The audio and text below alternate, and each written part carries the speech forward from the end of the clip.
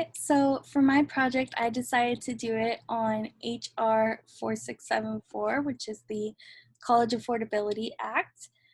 And I thought before going into what I actually want to talk about, I should give a brief overview of what the problem is and what the bill does, so it all kind of makes sense.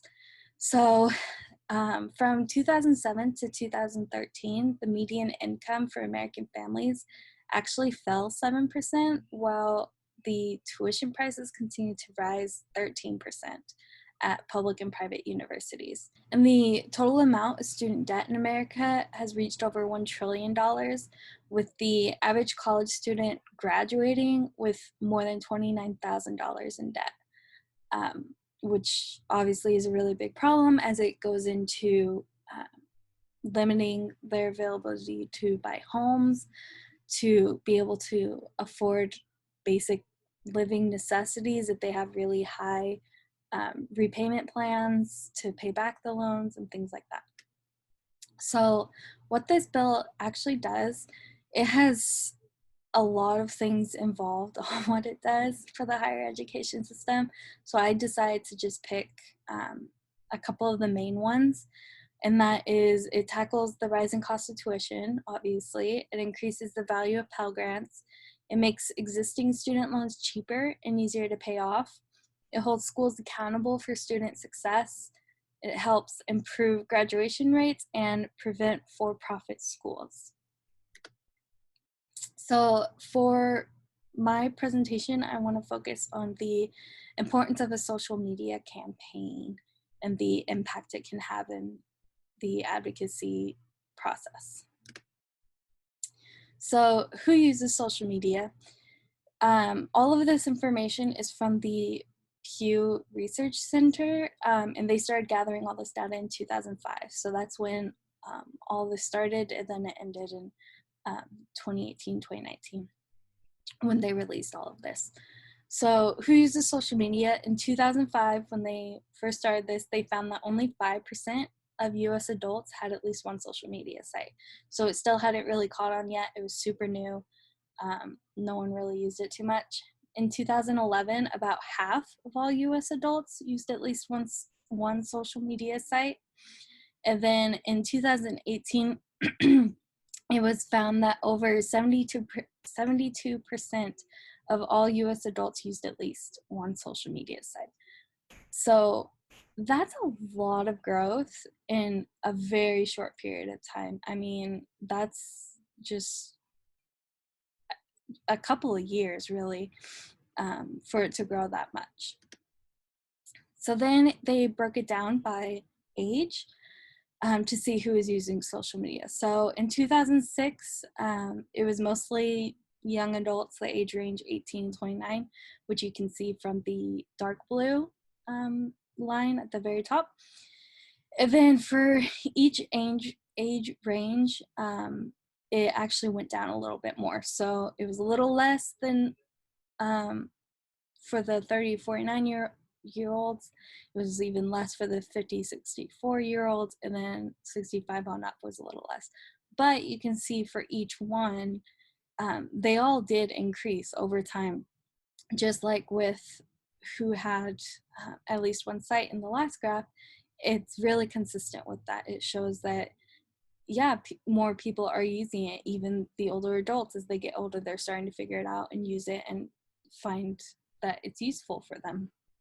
A lot of younger adults use it for fun. It's a way to socialize. It's a way to connect with friends and do trends and things like that. Keep up with their role models and stuff. And then older adults find it really useful to be able to keep in touch with family, to keep updated with current events and things like that. So what platforms are being used? This has Facebook, Snapchat, Pinterest, YouTube, Instagram, WhatsApp, LinkedIn, Reddit, and Twitter. So as we can see, the dark blue at the very top, that is Facebook, and that's actually being used the most. And right in 2018, 2019 is when YouTube kind of started kicking off more. I don't know why there's not any data for before that.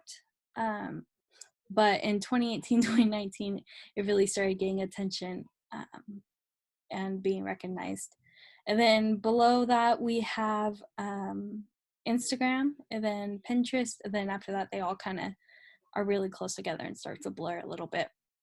But we see here the top two are Facebook and YouTube for adults using it the most often. So how often is social media used? Again, breaking it down just even more. From Facebook, Snapchat, Instagram, Twitter, and YouTube, they're all basically being used every day. For the most part, they're being used daily.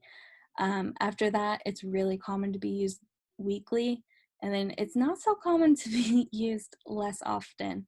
And this is actually easier to keep track of, as most phones nowadays have something in the settings where you can actually see what apps are on your phone and how much time you're spending in each one. And mine is really shameful, and I don't want to share that with anybody, and it's really sad. But yeah, so it's super common for people to be using these every day now, just because we live in technology. We live on our phones, we live on our computers and things like that. Everything that we could ever want seems to be at the touch of our fingertips, like it's all right there.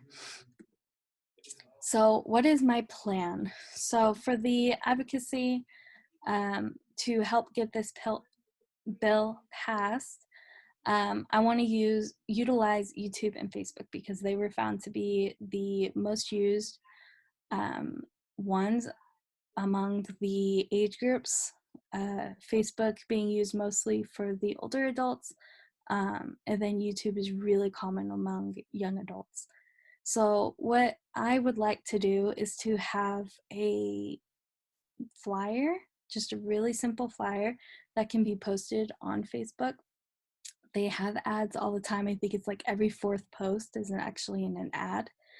And so it'd be a very basic flyer with just bullet points on it on what the bill does, how it helps, and just have that attention grabbing thing that's super easy to share to your friends and family. Then they can share it and kind of be a domino effect. And then YouTube, I would like to have a brief advertisement. Now it would be less than a minute, maybe 30 seconds long, super short, to the point, just describing what the bill is and how they can have their voice heard, how they can contact their representatives, and things like that. Very quick, very simple overview of it, and with like a link to where they can find their representatives. And then the main thing for this is to educate local communities and encourage them to spread the word, because the best way for change to happen is through group work and through a team. Nothing can be done on your own. It needs some kind of backing. And so while coalition and face-to-face lobbying and stuff will happen in other areas, the goal for this is to help get the community involved and make them aware that this is happening, and that this is a possibility to get passed, as a lot of young adults don't really pay attention to politics, or they just may not be aware of everything that's in the process of being passed. They may only find out about these things after the fact, whether it did or didn't get passed. And so this is a great way to kind of reach all demographics. YouTube and Facebook, it reaches all the age range that we are looking for. And it has a simple way of spreading the word. So that's my plan for the advocacy for the social media campaign. Thank you.